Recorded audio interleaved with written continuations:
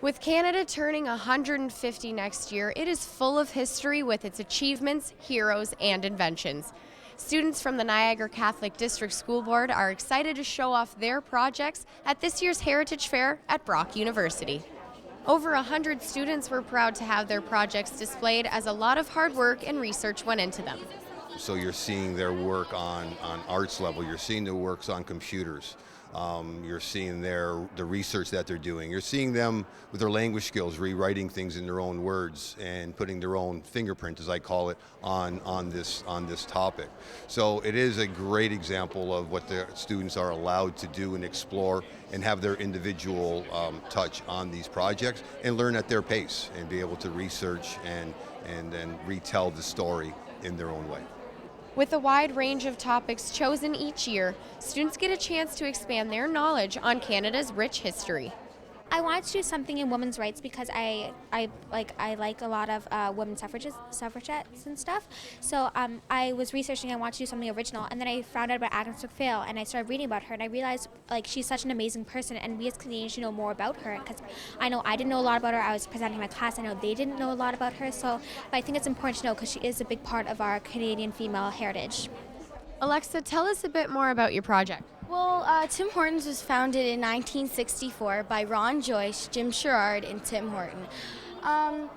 Tim Hortons isn't his real name. As a kid, he started calling himself Tim Horton, and his real name is Miles Gilbert.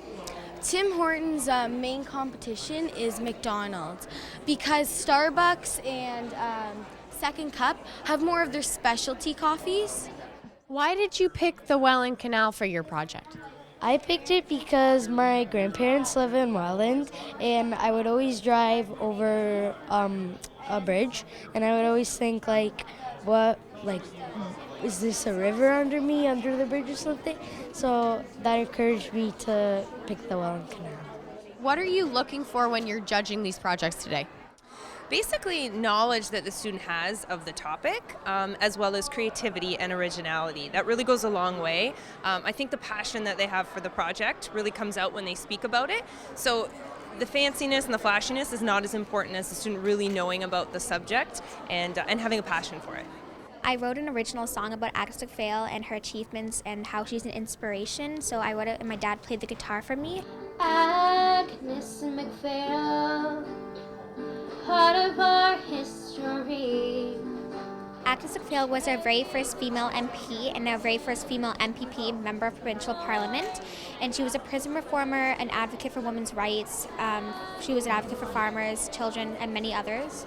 She helped create our first female equal pay bill, and she made different reforms to our penitentiary system as she was a prison reformer.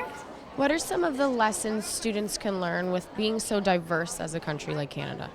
Well, that's the beauty of these projects, again, being student selected. Every year we come up with topics that from different parts of World War I, World War II, to local history from Harriet Tubman. So it does bring in the West Coast, the East Coast. Every year we have something different, and that's the beauty of this, of our board fair, is that we get to see all of these different projects that represent Canada from east to west. The Niagara Catholic Regional Heritage Fair not only enriches its students with Canadian history, but it promotes diversity to remember where we came from. 5 students will be chosen to take part in a provincial heritage fair that is happening in Toronto in June. Reporting for The Source, I'm Leah Schoeman.